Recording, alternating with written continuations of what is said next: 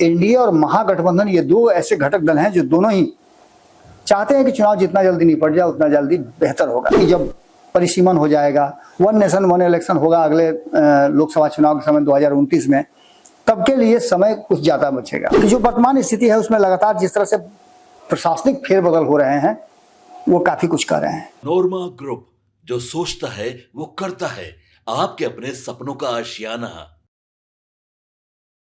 बिहार का ये चुनावी साल है और चुनावी साल को लेकर के कई तरह की बातें आप सुन रहे होंगे। कुछ दिन पहले हम लोगों ने आपको एक खबर बताई थी, जिस खबर में हमने बताया था कि चुनाव आयोग की टीम बिहार आई हुई है और बिहार के कई दिवसीय दौरे पर है, जिसमें 2-3 दिन का पटना से लेकर के अलग अलग क्षेत्रों में घूमेगी और जो नए तरीके से जो ईवीएम मशीन भी जो आया है नया तरीके का, उसको भी लेकर के, और उसके बाद वोटर लिस्ट वगैरह सभी चीज़ों को लेकर के जो तैयारियां हैं उसको लेकर के, और चुनाव कब कराया जा सकता है, चुनाव की परिस्थितियां क्या है, कैसे चुनाव को अंजाम दिया जाएगा, इसके लिए अलग अलग राजनीतिक दल से इनके नेताओं से भी, उनके प्रतिनिधि से भी बातचीत करने की बात सामने आई थी। इसके बाद हमने ये भी देखा कि मीटिंग्स का दौर लगातार जारी है और इस बीच में एनडीए और महागठबंधन ये दो ऐसे घटक दल हैं जो दोनों ही चाहते हैं कि चुनाव जितना जल्दी निपट जाए उतना जल्दी बेहतर होगा। खास करके भारतीय जनता पार्टी के लिए और नीतीश कुमार के लिए चुनाव जितना जल्दी हो जाए उतना जल्दी बेहतर होगा, क्योंकि आपको पता है कि इसके बाद कहा यह जा रहा है कि जब परिसीमन हो जाएगा, वन नेशन वन इलेक्शन होगा अगले लोकसभा चुनाव के समय 2029 में, तब के लिए समय कुछ ज्यादा बचेगा। उससे भी बड़ी बात है कि जो लगातार आपने देखा होगा कि नई नई पार्टियां अपने जनाधार को बढ़ा रही हैं, प्रशांत किशोर जैसे लोग अपने संगठन को मजबूत करके और नई रणनीति के साथ उतरना चाह रहे हैं। वोट बैंक में सेंधमारी की तैयारी शुरू हो चुकी है, जातीय गोलबंदी बनाने की शुरुआत हो चुकी है। तो ऐसे में कहीं ना कहीं ये बात साफ नजर आता है कि चुनाव वक्त से पहले हो सकता है। इसके पीछे के और कई कारण हैं जिसको हम आपको बताएंगे कि आखिरकार चुनाव वक्त से पहले क्यों हो सकता है, इसके कारण क्या है। सबसे बड़ी बात यह है कि दोनों ही गठबंधन में, खास करके अगर भारतीय जनता पार्टी और नीतीश कुमार की बात करें, एनडीए गठबंधन की बात करें, तो बिहार में भी और केंद्र में भी दोनों जगह सरकार उन्हीं की है। इसके लिए इसलिए ये बात कहा जा सकता है कि उनके हाथ में पावर है, अधिकार है कि वो वक्त से पहले भी चुनाव करा सकते हैं। नीतीश कुमार कभी भी विधानसभा भंग करके और चुनाव में जा सकते हैं। इसके लिए वो राज्यपाल के पास जाएंगे और उनको सिर्फ एक चिट्ठी देने की जरूरत है। खैर, इन सभी बातों को हम इसलिए बता रहे हैं कि जो वर्तमान स्थिति है उसमें लगातार जिस तरह से प्रशासनिक फेरबदल हो रहे हैं वो काफी कुछ कर रहे हैं। आपको पता है कि जैसे ही चुनाव की घोषणा हो जाएगी, आचार संहिता लग जाएगा, तो ट्रांसफर पोस्टिंग भी करना बड़ा मुश्किल होगा। और मुश्किल क्या, असंभव जैसा है। उसके लिए आपको जाना पड़ेगा विशेष परिस्थिति में चुनाव आयोग के पास, चुनाव आयोग की स्वीकृति मिलेगी तब जाकर के आप कर सकते हैं। इसी स्थिति में और इसी कड़ी में नीतीश कुमार बहुत तेजी से, आपने देखा होगा कि जो वादा उन्होंने बिहार की जनता से किया था, या प्रगति यात्रा के दौरान जिन चीजों पर उन्होंने मुहर लगाई थी, जो डिमांड थे आम जनता के, उसको पूरा करने में लगे हुए हैं और मंत्रिमंडल की बैठक करके अपनी मंत्रिपरिषद के साथ उन मुद्दों पर काम भी करना शुरू कर चुके हैं। इसके बाद आपने देखा होगा कि उद्घाटन और शिलान्यास को लेकर के बहुत तेजी हो रही है। कई नए प्रोजेक्ट पर काम शुरू हो चुका है, यहाँ तक कि जल्दी जल्दी में आपने देखा होगा कि मेट्रो का भी उद्घाटन होने की बात चल रही है। इसके अलावा प्रधानमंत्री नरेंद्र मोदी से लेकर के राहुल गांधी तक का लगातार बिहार में यात्रा करना, ये सभी बातें इस तरफ इशारा कर रही हैं कि हो सकता है कि चुनाव वक्त से पहले हो जाए। पुलिस विभाग में अभी हाल फिलहाल में जो तबादले हुए हैं उसमें हजारों हजार की संख्या में लगभग 20,000 पुलिस कर्मियों, जिसमें सिपाही से लेकर दरोगा स्तर तक की ट्रांसफर पोस्टिंग हुई है। और इसको उसी से जोड़ करके देखा जा रहा है कि जिसमें नीतीश कुमार और बिहार का जातीय समीकरण, ये सभी कुछ कहीं ना कहीं जोड़ घटाव करके, क्योंकि बहुत पहले याद है मुझे कि मैं बात कर रहा था चुनाव से जुड़े हुए कई अधिकारियों से जो पूर्व में अब रिटायर कर चुके हैं। उन लोगों ने बताया था कि चुनाव में बहुत सारे खेल होते हैं जिसमें अपने मनपसंद अधिकारियों को, ऑफिसरों को नियुक्त किया जाता है जो वोटों को प्रभावित भी करते हैं। हालांकि इस तरह की बातों का आरोप हमेशा सरकारों पर लगता रहा है। 2025 में 17 आईपीएस अधिकारियों में से और 4 बिहार पुलिस के सेवा अधिकारियों का तबादला हुआ है, जिसमें कई के अतिरिक्त प्रभार भी दिए गए हैं। हाजीपुर में 2025 में 7 थाना अध्यक्षों का तबादला किया गया है। हाजीपुर आप समझ सकते हैं कि किस जगह कितना चर्चा में रहा है। हाजीपुर ही वो क्षेत्र है जो 2024 में उस क्षेत्र को लेकर के पहले यहाँ पर रामविलास पासवान का दबदबा रहता था, उनको वहाँ के लोग प्यार करते थे। उसके बाद उन्होंने वो सीट जो है अपने भाई पशुपति कुमार पारस को दी और क्या हुआ वो सब कुछ आपको पता है। चिराग पासवान ने अंततः वो सीट अपने लिए रिजर्व किया और चुनाव लड़े 2024 में, जीते भी, लोगों ने उनको प्यार दिया और वो अब चुनाव में आगे बढ़ रहे हैं। तो जो तबादले हुए हैं उसको लेकर के ये भी कहा जा सकता है कि ये दबाव की राजनीति भी हो सकती है।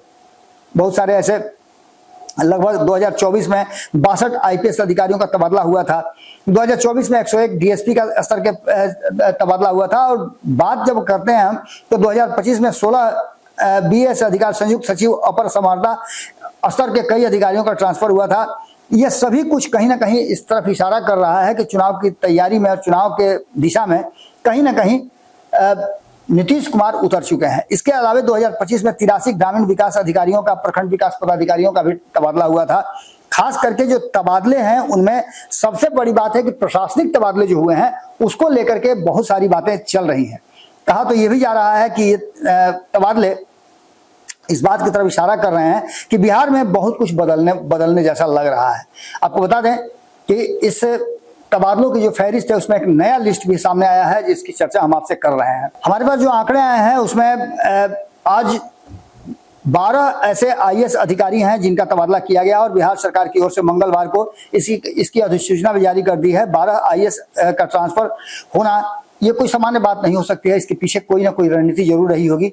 हालांकि तबादले तो होते रहते हैं लेकिन डीडीसी जिन्हें बनाया गया है, ट्रांसफर हुआ है, इसमें से बिहार में 6 आईपीएस अधिकारियों का मंगलवार को तबादला किया गया। इसमें से राजीव रंजन भारतीय पुलिस सेवा 2012 के हैं, राकेश कुमार सिन्हा 2012 बैच के हैं, पंकज कुमार 2013 बैच के हैं, अनंत राय 16 बैच के हैं, मनीष कुमार सिन्हा 18 बैच के हैं और राजेश कुमार 18 बैच के शामिल हैं। इन लोगों का ये ट्रांसफर किया गया है। इसके अलावा भी हमारे पास जो लिस्ट है उस लिस्ट के अनुसार आपको बता दें कि जो तबादले हुए हैं उसमें अनुमंडल पदाधिकारी से लेकर के और कई अधिकारियों का ट्रांसफर पोस्टिंग हुआ है। पदाधिकारी जिनका गृह जिला है, जिनका पदस्थापन किया गया है, उन लोगों की भी लिस्ट सामने आ गई है। वो लिस्ट हम आपको दिखाते हैं। इसके साथ साथ आपको बता दें कि कुल मिलाकर के इसमें जो हमारे पास लिस्ट है उस लिस्ट में 36 लोगों का ट्रांसफर हुआ है, जिसमें प्रशासनिक अधिकारी ये सब हैं और इनकी अधिसूचना जारी करके इन्हें नया पदभार दिया गया है। इसमें आपको बता दें कि इसमें अनुमंडल पदाधिकारी सीतामढ़ी पुपरी के हैं और इसके बाद अनुमंडल पदाधिकारी मसौढ़ी पटना से हैं। मुंगेर के सदर अनुमंडल पदाधिकारी का तबादला हुआ है। सुपौल में भी त्रिवेणीगंज के अनुमंडल पदाधिकारी बदले गए हैं। बांका के अनुमंडल पदाधिकारी बदले गए हैं। मधुबनी बेनीपट्टी के बदले गए हैं। ये खास करके आप समझिएगा कि जो सीमांचल मिथिलांचल का क्षेत्र है उस क्षेत्र में कहीं ना कहीं जो वर्तमान स्थिति है उसमें दोनों ही खेमे में जबरदस्त ढंग से एक दूसरे को सहमत की खेल चल रहा है। और जिस तरह से मुकेश सहनी ने सीमांचल और मिथिलांचल के क्षेत्र में एक नया ट्विस्ट पैदा किया है उसको लेकर के एनडीए गठबंधन सतर्क जरूर हुआ है। पूर्णिया के बनमनखी में अनुमंडल पदाधिकारी बदले गए हैं तो अररिया के फारबिसगंज में अनुमंडल पदाधिकारी बदले हैं। समस्तीपुर रोसड़ा में अनुमंडल पदाधिकारी बदले गए हैं। पूर्वी चंपारण रक्सौल में भी बदलाव हुआ है। शेरघाटी गया में भी, तो रोहतास के डेहरी अनसन में भी अनुमंडल पदाधिकारी बदले हैं। हिलसा नालंदा में भी बदले गए हैं। बाढ़ पटना में भी तबादला हुआ है। तो वहीं लखीसराय में भी अनुमंडल पदाधिकारी का तबादला हुआ है। मधेपुरा के उदय किशनगंज में तबादला हुआ है। तो बलिया के बेगूसराय में, खगड़िया के सदर के भी बदले गए हैं। जमुई के भी बदले गए हैं। भागलपुर सदर के भी अनुमंडल पदाधिकारी का तबादला हुआ है। मनिहारी कटिहार का भी बदला है। पूर्णिया के धमदाहा में भी अनुमंडल पदाधिकारी बदले हैं। 82 में पूर्णिया जिले में जो आता है उसके अनुमंडल पदाधिकारी बदले गए हैं। निर्मली जो सुपौल में आता है वहां के भी, सहरसा में भी बदला गया है, सिमरी बख्तियारपुर में। तो वहीं बता दें कि सहरसा सदर में बदलाव हुआ है। इसके बाद दलसिंह सराय समस्तीपुर में भी बदलाव हुआ है। ये सारी लिस्ट जो है वो अधिसूचना जारी कर दी गई है। मधुबनी के फुलपरास में भी बदलाव हुआ है। मधुबनी सदर भी बदला गया है। बेनीपुर दरभंगा में बदला गया है। ये बेतिया सदर में बदला गया है। गोपालगंज सदर में बदला गया है। राजौरी नवादा में बदला गया है। तो गया के बथानी में, नीमचक बथानी में बदला गया है। बक्सर सदर में भी बदलाव हुआ है। ये सभी जगह, इसमें से आपने देखा होगा कि लिस्ट में अधिकांश नाम जो है वो सीमांचल, मिथिलांचल और कोसी के क्षेत्र में है। इसका मतलब आप समझ सकते हैं, यानी कि चुनाव की तैयारियां पूरी तरह से शुरू हो चुकी हैं और बिहार में कभी भी चुनाव की घोषणा हो सकती है। कभी भी ये ऐलान हो सकता है कि चुनाव की तिथियां घोषित की जा सकती हैं। हालांकि अगर विधिवत रूप से देखा जाए तो अभी 4 से 4.5 महीने चुनाव में बचे हुए हैं, लेकिन इस बीच में जो रातों रात अचानक से ये तबादले शुरू हो चुके हैं, इसको देख करके ऐसा लगता है कि नीतीश कुमार को ये एहसास हो गया है। आपस की मीटिंग जो हुई है, लगातार मीटिंग पर मीटिंग एनडीए गठबंधन के घटक दलों के नेताओं के साथ हो रही है, वो इस बात की तरफ इशारा कर रही है कि कुछ तो जरूर है जिसकी पर्दादारी है, और ये तबादले यूं ही नहीं होते हैं। जून जुलाई में तबादलों का एक मौसम कहा जाता है कि आता है, लेकिन अर्लियर तबादले करने का मतलब कुछ और होता है। देखना होगा कि इस पर आगे निकल के क्या आता है, लेकिन एक बात तो मान के चलिए कि कहीं ना कहीं चुनावी बिगुल जो है वो फूका जा चुका है, और कभी भी चुनाव की घोषणा हो सकती है। ऐसा भी कहा जा रहा है कि वक्त से पहले चुनाव हो सकता है। इसके पीछे भी कारण है कि जो खास करके एनडीए गठबंधन में जो बिखराव है, या फिर एनडीए गठबंधन का जो डर है, उस डर से निकलने के लिए सबसे माहौल जो है अभी मुफीद है। पांचों एक साथ जुटे हुए हैं, और विपक्षी चाह करके भी अभी थोड़ा सा कमजोर नजर आ रहा है। हालांकि आंकड़े जो बता रहे हैं, सर्वे रिपोर्ट बता रहे हैं, कुछ और कहानी कह रहे हैं, लेकिन फैक्ट क्या है वो आप अच्छी तरह समझ रहे हैं। सभी अपने अपने स्तर से सर्वे करवा रहे हैं, और उस सर्वे रिपोर्ट के आधार पर ही निर्भर करता है कि चुनाव वक्त से पहले होगा या चुनाव अपने नियत समय पर होगा। जुड़े रहिएगा भारत लाइव के साथ, खबरों का सिलसिला लगातार जारी है। बहुत बहुत धन्यवाद।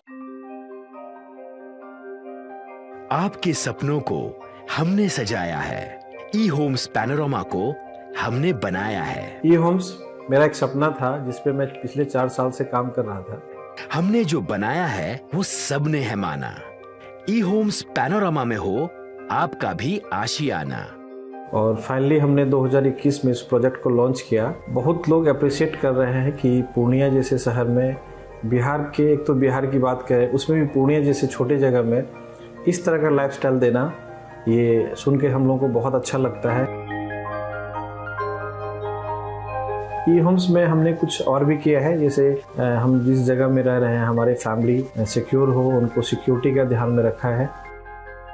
आपकी सुविधा और सुरक्षा आपके लिए खास है, ये आपका विश्वास है। इसमें आर्टिफिशियल इंटेलिजेंस का 7 लेयर सिक्योरिटी का हमने इस्तेमाल किया है। लस ग्रीन कैंपस को बनाया है। यदि हमारा बाउंड्री वाल है तो वो वर्टिकल गार्डन है। ये जितनी भी फैसिलिटी होता है एक इंटरनेशनल टाउनशिप में ई होम्स है, ये हम लोग विश्वास नहीं कर पा रहे हैं। जो भी हमारे मित्र दोस्त या जो भी हमारे बाहर के बाहर आते हैं, तो हम लोगों को बहुत अच्छा सुनने को मिलता है और बहुत अच्छा क्रेडिट मिल रहा है। वो सारा हमने सिर्फ एक बिल्डिंग नहीं बनाया, हमें एक बहुत अच्छा लाइफस्टाइल दिया ई होम्स में, और मेरा एक सपना था जिसको मैं आज फुलफिल होते हुए देख पा रहा हूँ।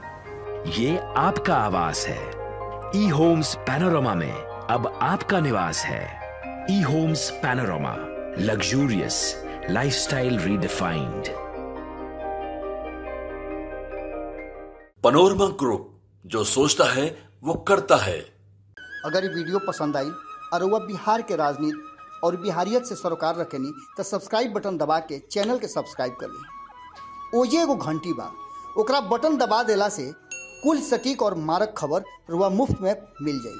अगर रुआ पत्रकारिता के हमनी के नया प्रयोग में सहयोग कर चाहतानी तो ज्वाइन बटन दबा दी। पेटीएम नंबर नोट कर ली 9386816700।